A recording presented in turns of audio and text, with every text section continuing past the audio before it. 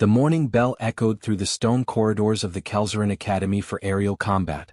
It was a sound that made most students stretch their wings and prepare for another day of flight training. But in the East dormitory, that bell meant something different. Sirika heard the footsteps before she saw them. She always did. They came every morning right after the bell, their talons clicking against the polished floor with rhythmic precision. She sat on her narrow bed and waited, her wings folded tight against her back. The door burst open without a knock. 6 of them today. Sometimes it was 4. Sometimes 8. But Cralvin was always there, leading them with that cruel smile stretched across his beaked face. "Good morning, broken thing," Cralvin said, his voice cheerful in a way that made Sirika's stomach turn. "Time for your daily adjustment." Sirika said nothing. She had learned long ago that words only made it worse. She simply stood and extended her wings as commanded, spreading them wide in the small room. The membrane between the bone struts was thin and delicate, like silk stretched over a frame. Beautiful, her mother had once told her. Useless, everyone else said. Cralvin stepped forward and ran one talon along the edge of her left wing. Not cutting. Not yet. Just reminding her of what was coming. "You know the rules," he said softly. "Just enough to keep you grounded. We would not want you embarrassing yourself by trying to fly during combat exercises. The fall from the training platforms is quite severe." The others laughed. They always laughed. Cralvin's talon pressed down, finding the precise spot along the wing membrane where the smallest tear would prevent proper flight dynamics. He had done this so many times that he knew her wings better than she did. A quick motion, a sharp pain, and a thin line appeared in the delicate tissue. Not bleeding. Never bleeding. That would be evidence. He moved to the right wing and repeated the process. Sirika kept her eyes on the wall, focusing on a small crack in the stone. She counted her breaths. In for 4. Out for 4. The pain was familiar now, almost like an old companion. "There," Cralvin said, stepping back to admire his work. "Perfect as always. You should thank me really. I am saving you from the humiliation of failing flight drills in front of the instructors." Sirika folded her damaged wings and sat back down on her bed. She would not give them the satisfaction of seeing her limp to the medical station. She would wait until they left. "Nothing to say?" Cralvin tilted his head, studying her. "You used to cry, you know. When we first started this. I miss that." "Leave her alone, Cralvin," one of the others said, a younger student named Prax. "We will be late for formation." Cralvin shrugged his wings in dismissal. "The broken thing is not going anywhere. Are you Sirika?" Sirika met his eyes for the first time. "No," she said quietly. "I am not." It was the answer he wanted. The answer that let him leave satisfied. The door closed behind them and Sirika finally allowed herself to breathe normally. Her wings ached, a dull throbbing that would last for hours until the tears began to heal. By tonight, the membrane would have regenerated enough for her to move without pain. By tomorrow morning, it would be almost fully healed. Just in time for them to tear it again. She stood carefully and made her way to the small mirror mounted on the wall. Her reflection showed what she already knew. A young Kelzerin female, her feathers a deep bronze color that caught the light. Her face was lean and sharp, typical of her species. And her wings, spread slightly behind her, showed the fresh damage that marked her as flightless. Worthless. That was what the instructors called students who could not fly. That was what Kelzerin society called anyone born with deformed wings or who lost flight ability through injury. Barely citizens. Certainly not warriors. But Sirika had not been born flightless. Her wings had been perfect once. And if she could just survive long enough to graduate, she would have legal protections that no flightless Kelzerin had achieved in over 200 years. The academy could not expel her for being flightless if she passed every ground-based requirement. It was a loophole in their ancient laws and she was exploiting it with everything she had. She just had to endure. Sirika was wrapping a light bandage around her wing joints when the commotion started in the hallway. New voices speaking in a language that was not Kelzerin. The words were softer, rounder, lacking the sharp clicks and trills of her native tongue. Humans. She had heard they were coming. An exchange program, meant to teach the primitive ground dwellers about proper aerial combat. The instructors had been amused by the idea. What could humans possibly teach a species that had mastered the skies for millennia? Sirika pulled on her training uniform and stepped into the hallway. A small group of humans stood near the central stairwell, surrounded by academy officials who were gesturing at the high ceilings and open-air walkways with obvious pride. The humans looked uncomfortable, their eyes darting to the gaps in the floor where Kelzerin students launched themselves into flight. One of the humans caught Sirika's attention. A female with dark hair pulled back in a practical knot. She wore the green uniform that marked her as medical personnel, with symbols on her shoulder that Sirika did not recognize. Unlike the others who seemed nervous about the heights, this one was watching the students with careful attention. Her eyes met Sirika's across the crowded hallway. Grace Walsh had seen many things during her 10 years as a combat medic. She had treated injuries from training accidents, battlefield wounds, and the occasional bar fight between soldiers who drank too much. But she had never seen anything quite like the Kelzerin Academy. The building was designed for a species that could fly. Platforms connected by open air. Staircases that ended in launch points. Training rooms with ceilings so high they disappeared into shadow. It was beautiful and terrifying in equal measure. And then she saw the student with the bandaged wings. Grace noticed details. It was part of her job. The way someone held their body told her where they hurt. The way they moved told her how recent the injury was. And this young Kelzerin female was moving like someone with fresh damage to her wings, careful and controlled. Their eyes met and Grace saw something in that look. Not pain. Not fear. Something harder. Something that reminded Grace of soldiers who had survived too much and decided to survive anyway. The academy official was still talking, explaining the schedule for the human observers. Grace nodded at the appropriate times, but her attention kept drifting back to the injured student who was now walking slowly toward the training halls. That one, Grace said quietly to her translator, a young Kelzerin assigned to help the human team. The student with the wing bandages. Is she injured from training? The translator glanced over and made a dismissive gesture. That is Sirika. She is flightless. Not your concern. Flightless. Grace frowned. But her wings look intact. They are damaged every morning, the translator said, speaking as if discussing the weather. It is traditional. She does not belong here, but she refuses to leave. The other students remind her of her place. Grace felt something cold settle in her stomach. They damage her wings? On purpose. The translator looked uncomfortable. It is not your concern, he repeated. Human customs are different. Your flight is everything. She cannot fly. Therefore she cannot be a warrior. The senior students are simply maintaining order. Grace watched Sirika disappear around a corner, her wings held carefully against her back. Fresh bandages. Every morning, the translator had said. Where is the medical wing? Grace asked. I will show you during the tour. Now, Grace said firmly. Show me now. The translator sighed but gestured for her to follow.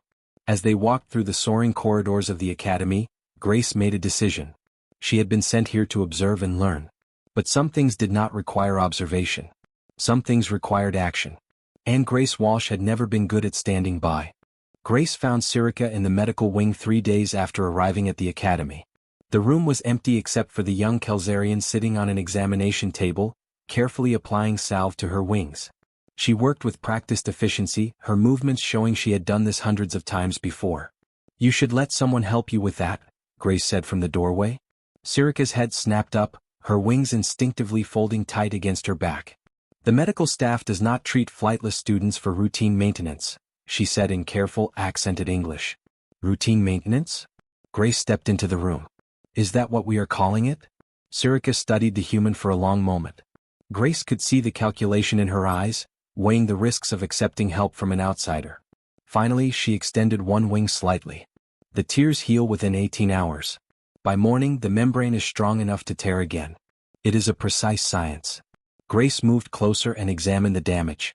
The tears were deliberate, placed exactly where they would disrupt airflow without causing permanent damage. Whoever did this knew Kelzerian wing anatomy perfectly. How long has this been happening? 3 years, 2 months, and 16 days, Sirika answered immediately. Since the day I arrived at the academy. The specificity of the answer made Grace pause. You have been counting. I have been documenting. Sirika reached into her uniform and pulled out a small data pad. She hesitated, then handed it to Grace. You are human. You have no stake in Kelzerian politics. Perhaps that makes you safe to show. Grace scrolled through the entries. Dates, times, names, descriptions of injuries. Photographs of torn wing membranes taken in mirrors. Audio recordings of threats and mockery. 3 years of systematic abuse, recorded in meticulous detail. Why? Grace looked up from the pad. Why endure this? Why not leave? Sirika's eyes hardened. Because if I graduate from this academy, I become legally recognized as a warrior. The law is old, written before my species developed the technology to heal wing damage. It states that any student who completes the combat curriculum, regardless of flight status, must be granted full citizenship rights. No flightless Kelzarian has graduated in 237 years. I will be the first. Grace understood then. This was not about flying. This was about survival in a society that treated flightless individuals as less than people. And the documentation? Insurance, Sirika said quietly. When I graduate, they will try to discredit me. They will say I cheated or that ground-based requirements do not count. But I will have evidence of what they did to prevent my success. Evidence that their treatment of me violated their own honor codes. Grace handed back the data pad with new respect. You are playing a long game. I am playing the only game available to me. Sirika began applying salve to her other wing. But it does not matter if you report this. The instructors already know. They pretend not to see because addressing it would mean admitting a flightless student has a legitimate claim to graduate. I am not going to report it, Grace said. Sirika looked surprised and Grace continued. Not yet anyway. Reporting it to people who already know changes nothing. But I am going to help you. Why would you do that? Grace thought about her own childhood. The kids who mocked her accent, her clothes, her strange lunch food. The teachers who looked away because dealing with bullies was complicated. She had survived by becoming tougher than them, by refusing to give them the satisfaction of breaking her. Because I know what it feels like to be the one everyone decides does not belong, Grace said simply. And because humans have some experience with fighting without being able to fly. Over the next 2 weeks, Grace and Sirika began meeting in the medical wing after evening drills. Grace taught her basic human combat principles. Weight distribution. Leverage points. How to use an opponent's momentum against them. Sirika absorbed the information quickly, her sharp mind adapting the techniques to her own physiology. Kelzarian combat assumes aerial superiority, Sirika explained during one session. All their strikes come from above. All their defensive positions assume vertical mobility. They have no ground game because they never needed one. Which means you can exploit that, Grace said. Every strength has a corresponding weakness. They rely on flight so completely that they have never learned to fight without it. They kept their training sessions quiet, but nothing stayed secret in the academy for long. Grace noticed the stares first. Other students watching her in the dining hall, whispering behind their wings. Then came the direct confrontations. Cralvin appeared in the medical wing one evening, flanked by 4 of his companions. Grace was showing Sirika how to execute a proper hip throw when the door slammed open. So the rumors are true, Cralvin said, his voice dripping with contempt. The human has adopted a pet. Grace stepped between him and Sirika. This is a medical facility. You need to leave. Cralvin laughed, a harsh clicking sound. You are in our academy, human. You do not give orders here. He looked past Grace at Sirika. I thought you understood your place, broken thing. But apparently you need a reminder. Touch her and I will file an official complaint, Grace said firmly. Your complaint means nothing. You are an observer, not a student. You have no authority. Cralvin moved closer, using his height to loom over Grace. And you are teaching our flightless failure things that will only make her suffering worse. Do you think a few human tricks will help her in aerial combat? You are giving her false hope. Maybe, Grace said calmly. Or maybe I am giving her tools your species never developed because you never had to fight from the ground. Cralvin's eyes narrowed. You speak boldly for someone who cannot even glide. I do not need to glide to break your beak, Grace replied, her voice level and professional. The room went silent. Cralvin's companions shifted nervously. No one spoke to Cralvin like that. He was the top student in aerial combat, destined for command positions. And here was a human, barely half his size, challenging him directly. Cralvin's wings flared in aggression, but Grace did not flinch. She had faced down hostile soldiers, armed insurgents, and officers who thought medics were beneath them. A bully with wings did not frighten her. Finally, Cralvin folded his wings and stepped back. You have made a mistake, human. Both of you. He looked at Sirika. Tomorrow morning, broken thing. We will make sure you remember what happens when you forget your place. After they left, Sirika sat down heavily on the examination table. You should not have done that. He will make everything worse now. Let him try, Grace said. Bullies escalate when they feel their control slipping. That means you are getting to him. Or it means he will hurt me worse than usual tomorrow. Grace pulled up a chair. Then we make sure you are ready. Tell me everything about how they attack you. Every detail. Times, positions, who does what, Sirika described the morning ritual. How they surrounded her. How Cralvin always made the cuts himself while the others watched. How they trapped her in her room so she could not escape or call for help. They rely on you being passive, Grace observed. They expect you to sit there and take it because you always have. What if you did not? If I fight back, they expel me for attacking other students. Not if it is self-defense. Not if you have evidence. Grace gestured to Sirika's data pad. You have been documenting their abuse. Start documenting your right to defend yourself. Record everything tomorrow morning. And when Cralvin comes for you, do not just endure. Fight back. Sirika's hands trembled slightly. I do not know if I can. Yes, you do, Grace said firmly.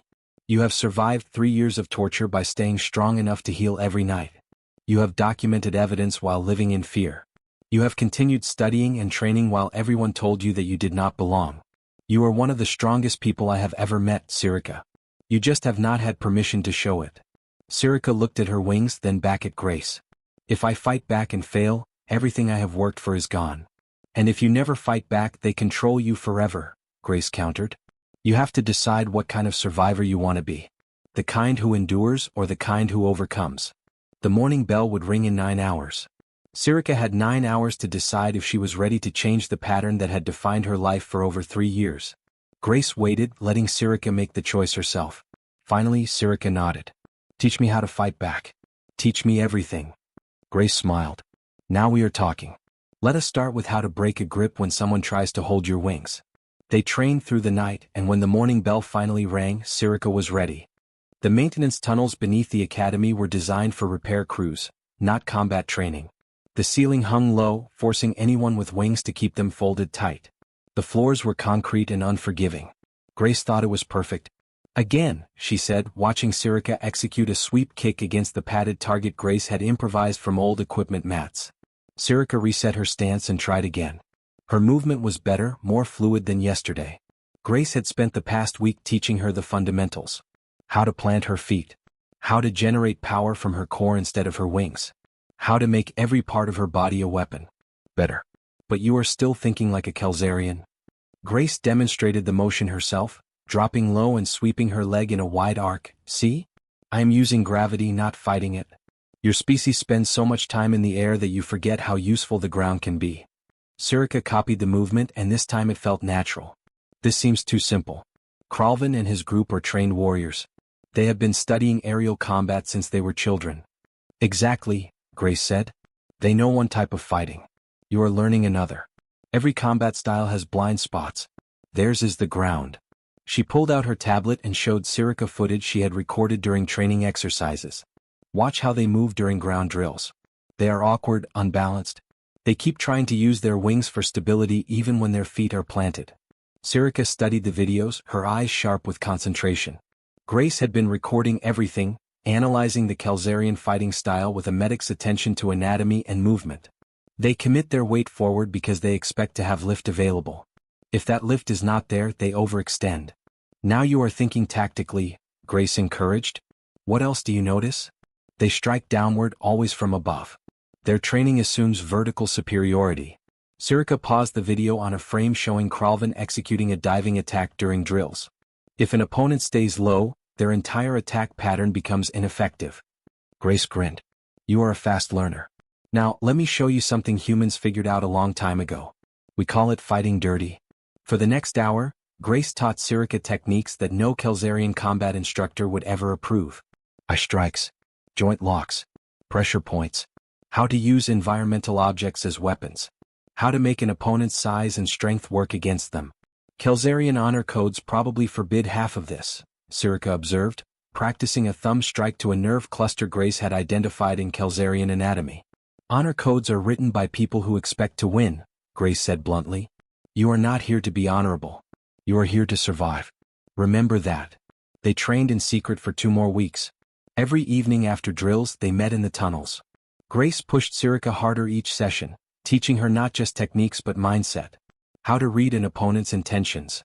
How to stay calm under pressure. How to turn fear into focus. The morning rituals continued. Cralvin still came with his followers.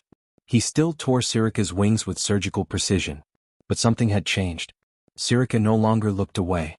She met his eyes each time, silent and steady, and it unsettled him. "You are different," Cralvin said one morning, his talon hovering over her wing membrane. More defiant. "Has your human pet given you courage?" Sirika said nothing, and Cralvin made the cut deeper than usual. The pain was sharp, but Sirika controlled her breathing the way Grace had taught her. In for 4 counts. Out for 4 counts. Pain was just information. It could not control her unless she let it. After they left, Sirika went straight to the medical wing where Grace was waiting. "He is getting angrier," Grace observed, treating the deeper wound. "Bullies hate it when their victims stop showing fear." "Good," Sirika said. "Let him be angry." The following afternoon, everything changed. Sirika was in the training hall working through ground exercises when Cralvin approached with a dozen witnesses. He carried a formal challenge scroll, sealed with the Academy's official mark. "Sirika of the Bronze Feathers," he announced loudly, making sure everyone could hear. "I challenge you to formal combat under Academy rules. Do you accept, or do you admit you are unworthy to train among warriors?" The training hall went silent. Every student stopped to watch. Formal challenges were rare, reserved for serious disputes between students of similar rank. Using one against a flightless student was practically unheard of. Sirika took the scroll and read it carefully. The terms were brutal. Aerial combat in the main arena. Full contact. Victory by submission or incapacitation. If she refused, she would be expelled for cowardice under Academy law. If she accepted, she would face Cralvin and 6 of his chosen wingmates in their preferred fighting environment. "This is a trap," whispered Prax, one of the younger students who sometimes showed Sirika small kindnesses. "The arena is designed for aerial combat. There are platforms, but they are meant for launching, not fighting. You will be a stationary target." Sirika looked at Cralvin, who was smiling with complete confidence. He expected her to refuse. He expected her to finally give up and leave the Academy in disgrace. 3 years of torture, all leading to this moment where she would prove she never belonged. "I accept," Sirika said clearly. The shock on Cralvin's face was worth everything. "What?" "I accept your challenge." "When?" Cralvin recovered quickly, his smile returning. 3 days from now. Plenty of time for you to reconsider and withdraw like the coward you are." "I will not withdraw," Sirika said. 3 days is acceptable." The crowd buzzed with excitement as word spread. A flightless student accepting an aerial combat challenge. It was madness. It was suicide. It was the most entertaining thing to happen at the Academy in years. Grace found Sirika in the tunnels that evening. "Are you insane? An aerial combat arena? That is exactly what he wants." "I know," Sirika said calmly. "But refusing means expulsion. Accepting means I have a chance. A chance to get humiliated in front of the entire Academy. Or a chance to prove that everything they believe about flightless Kelzarians is wrong." Sirika pulled out her data pad and showed Grace the arena schematics she had downloaded. "Look at the platform placement. The support cables. The anchor points. This arena was designed by people who only think in 3 dimensions. What if we think in 4? Grace studied the schematics and slowly began to understand. "Time. You mean using time as the 4th dimension. Prediction. Pattern recognition. They will fly the same attack vectors they always do because that is what their training teaches. But I have been watching them for 3 years. I know how they move. I know what they will do before they do it." "That is still 7 against 1. "No," Sirika corrected. "It is 7 flyers against 1 ground fighter who knows the terrain better than they do. They see platforms. I see choke points. They see open air. I see predictable flight paths. They see an easy target. I see opponents who have never had to fight someone who refuses to play their game." Grace sat down slowly. "You have been planning this. Since the day you showed me that humans hunted mammoths by making them tired and confused. You said humans were not the fastest or strongest, but they won by thinking differently. By using endurance and intelligence instead of raw power." "Persistence hunting," Grace murmured. "You want to use persistence hunting tactics against trained aerial combatants. They expect me to hide or run. What if I do neither? What if I make them come to me over and over until they make mistakes?" Sirika's eyes gleamed with something Grace had never seen before. Not hope. Not fear. Strategy. Grace looked at the young Kelzarian who had endured 3 years of daily torture and emerged with a plan to turn her greatest weakness into her greatest weapon. "You know they will try to kill you. Challenge rules allow for serious injury." "I know," Sirika said. "That is why I need you to teach me everything in the next 3 days. No holding back. No safe practice. Teach me like my life depends on it. Because it does. Yes, because it does. They trained for 72 hours straight, stopping only when Sirika's body demanded rest. Grace taught her everything she knew about human combat tactics, ambush techniques, defensive positions, how to use limited resources against superior numbers, how to make opponents overcommit and lose their balance.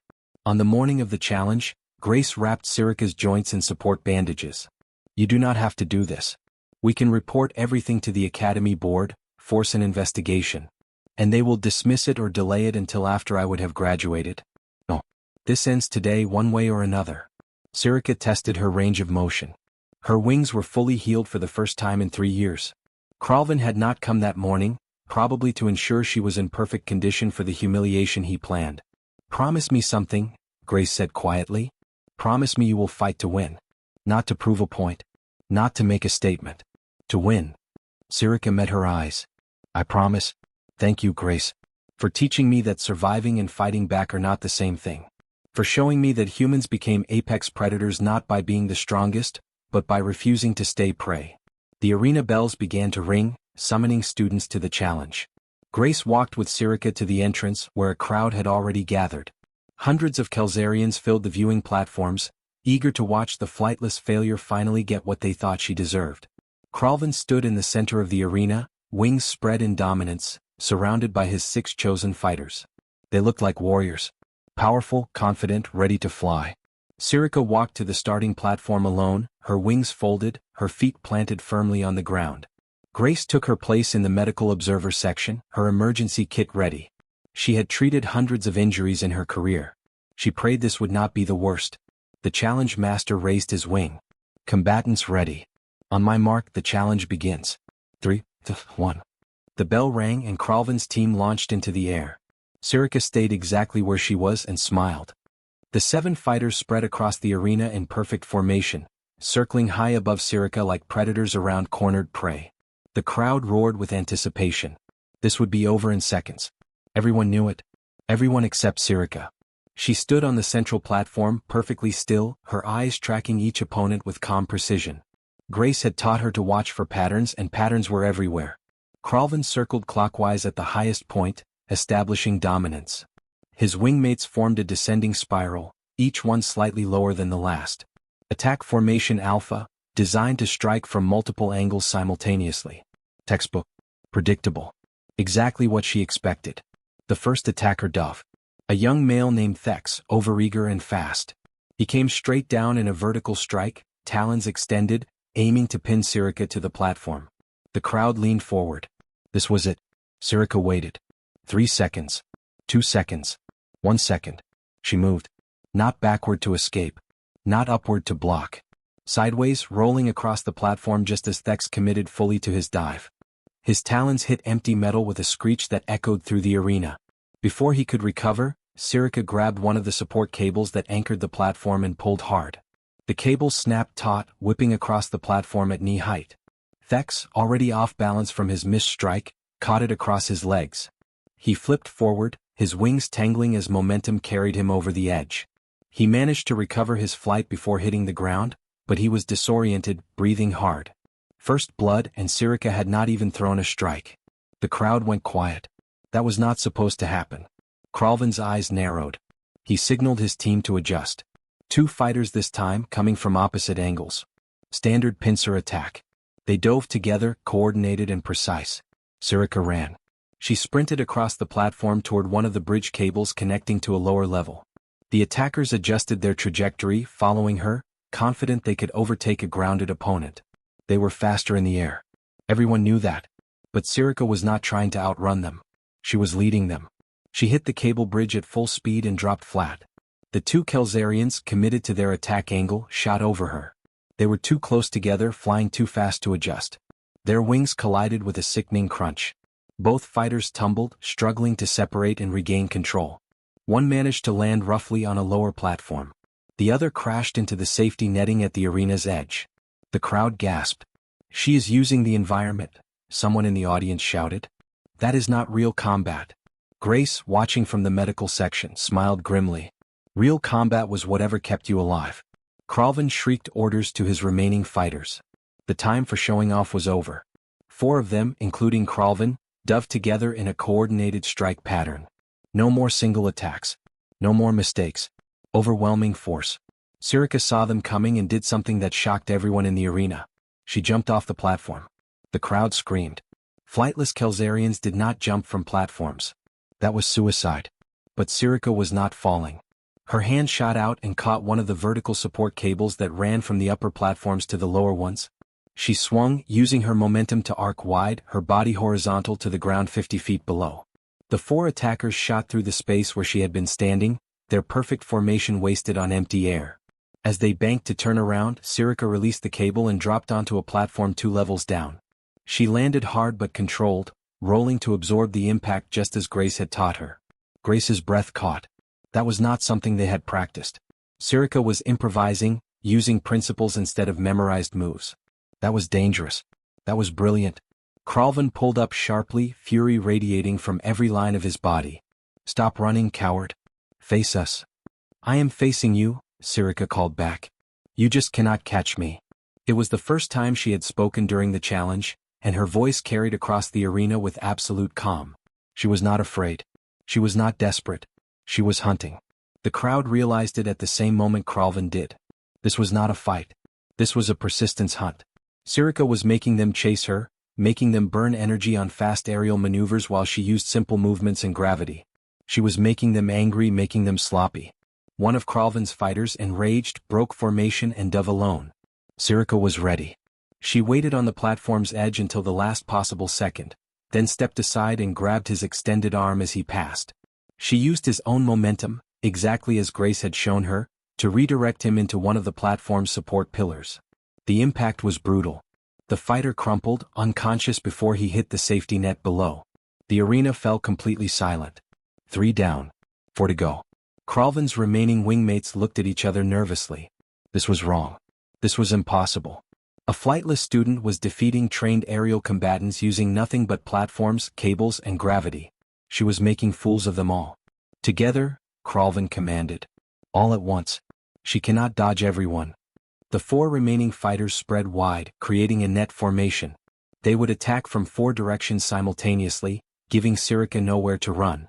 It was a good strategy. It should have worked. Sirika studied their positions and did the calculations in her head. Attack angles. Flight speeds. Timing. She had one chance. She ran to the center of the platform and grabbed one of the arena's vertical anchor cables with both hands. Then she did something that made Grace stand up in alarm. Sirika started climbing. Hand over hand, using upper body strength most Kelzarians neglected because they had wings, Sirika pulled herself up the cable. The 4 attackers adjusted, angling upward to intercept. They were faster. They would reach her first. That was what Sirika was counting on. When they were 5 feet away, Sirika let go. She fell straight down, arms tight against her body, dropping like a stone. The 4 Kelzarians, flying at high speed, tried to stop their momentum. 2 succeeded. 2 did not. They collided with each other directly above the cable, their wings tangling catastrophically. Both fighters spiraled downward, barely managing to deploy their wings enough to avoid serious injury before hitting the safety nets. Sirika landed on a platform 3 levels down, absorbing the fall with bent knees and a forward roll. She came up in a fighting stance, breathing hard but still moving. 5 down. 2 to go. Only Cralvin and Prax remained. Prax looked terrified, his wings trembling. This was not what he had signed up for. This was supposed to be easy. Withdraw, Cralvin snapped at him. You are useless. Prax did not need to be told twice. He flew to the edge of the arena and landed on a spectator platform, officially removing himself from the challenge. Now it was just Cralvin and Sirika. The crowd was roaring now, the sound deafening. Some cheered for Cralvin, demanding he restore Kelzarian pride. Others, shocked by what they were witnessing, began cheering for Sirika. A flightless student had defeated 6 opponents. The impossible was happening. Cralvin landed on the platform across from Sirika, his wings spread in challenge. No more games. No more running. You and me, broken thing. Let us see what your human tricks are worth in real combat. Sirika faced him, her body tired but her mind clear. This was the moment everything had been building toward. 3 years of torture. 3 weeks of training. All for this. You have been calling me broken for 3 years, Sirika said, her voice steady. You tear my wings every morning because you are afraid of what I might become if you did not. But you made a mistake, Cralvin. What mistake? He snarled. You taught me to fight without wings. You gave me 3 years to study how you move, how you think, how you attack. You made me stronger every single day you tried to break me. And now I am going to show you what happens when prey stops running. Sirika dropped into the fighting stance Grace had taught her, weight balanced, center of gravity low, every muscle ready. Cralvin screamed in rage and launched himself at her with everything he had. The real fight was about to begin. Cralvin came at Sirika with pure fury, his wings propelling him forward in a brutal charge. He was done with aerial tactics. This would be talons and beak, raw violence meant to crush her into the platform. Sirika did not move until he was 3 feet away. Then she dropped low, far lower than any Kelzarian would think to go. She had spent her entire life walking while her species flew. Her legs were strong, her balance perfect. She swept his feet exactly as Grace had taught her. Cralvin crashed face-first into the metal platform, the impact echoing through the arena. Before he could rise, Sirika was on him. She grabbed his right wing at the joint, the exact spot where he had torn her wings hundreds of times. The spot he knew better than anyone. Do you feel that? Sirika asked quietly, applying just enough pressure to make him gasp. That is where you cut me every morning. You know exactly how much force it takes to tear the membrane. Should I show you? You would not dare, Cralvin hissed, struggling. But Sirika had positioned herself perfectly, using her weight to pin his body while controlling his wing. Every time he tried to move, the pressure increased. The crowd watched in stunned silence. This was not how challenges ended. The flightless student was supposed to lose. That was how the world worked. I have documentation, Sirika said, loud enough for her voice to carry to the audience. 3 years, 2 months, and 16 days of systematic abuse. Dates, times, witnesses. Audio recordings of threats. Medical evidence of deliberate injury. Everything. Cralvin went still. You are bluffing. Am I? Sirika looked up at the crowd, finding the academy officials in the viewing box. Senior Instructor Vex, would you like to hear the recording from Morning Cycle Day 212? The one where Cralvin explains to his friends exactly how to tear wing membranes without leaving permanent damage? Or perhaps Day 406, where he threatens to cripple me completely if I report anything. The color drained from Cralvin's face. Around the arena, the students who had participated in the morning rituals began looking nervous. Some tried to leave quietly, but the crowd blocked the exits, suddenly very interested in what Sirika had to say. You want a confession? Cralvin spat. Fine. Yes, I tore your wings. Yes, I made sure you suffered. Because you do not belong here. Flightless Kelzarians are worthless. I was maintaining order. The crowd erupted. Some shouted agreement. Others, shocked by his casual admission, called for punishment. The academy officials stood, wings flared in alarm. Order. The challenge master's voice boomed over the chaos. Cralvin of the Silver Crest, you admit to systematic assault of a fellow student? She is not a fellow student. She is a flightless aberration who refuses to accept her place. Sirika increased the pressure on his wings slightly. Tell them the rest. Tell them how many others participated. How many instructors knew and looked away. How this has been happening to every flightless student for generations. Cralvin's breathing was ragged with pain and fury. You think this changes anything? Even if they punish me, you are still broken. You will always be less than us. Maybe, Sirika said calmly. But I am the broken thing who just defeated 7 aerial combatants without leaving the ground. What does that make you?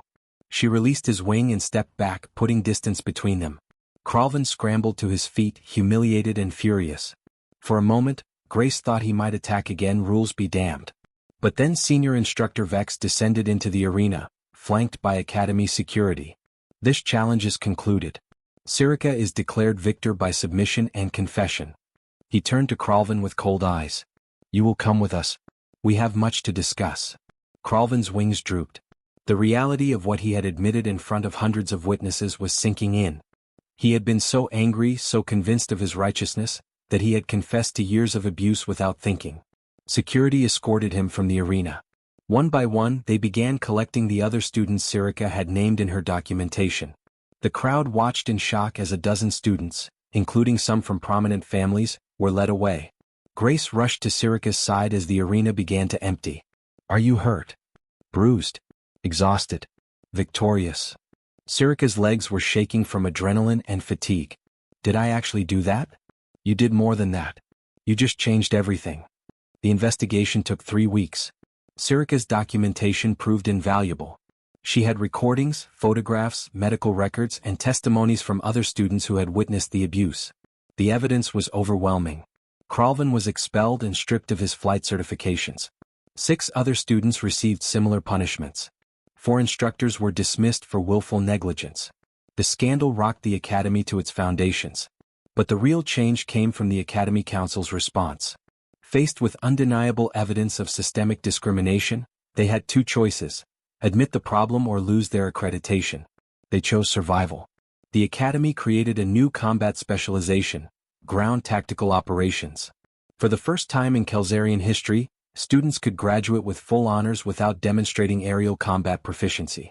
The program would focus on the skills Sirika had used to win her challenge: environmental awareness, tactical prediction, close-quarters combat. They needed an instructor who understood ground combat. Someone who had proven its effectiveness against aerial opponents. Someone who had lived experience with the challenges flightless students would face. They offered the position to Sirika. She stood in the Academy Commander's office, the same office where she had been told 3 years ago that flightless students were tolerated, not welcomed.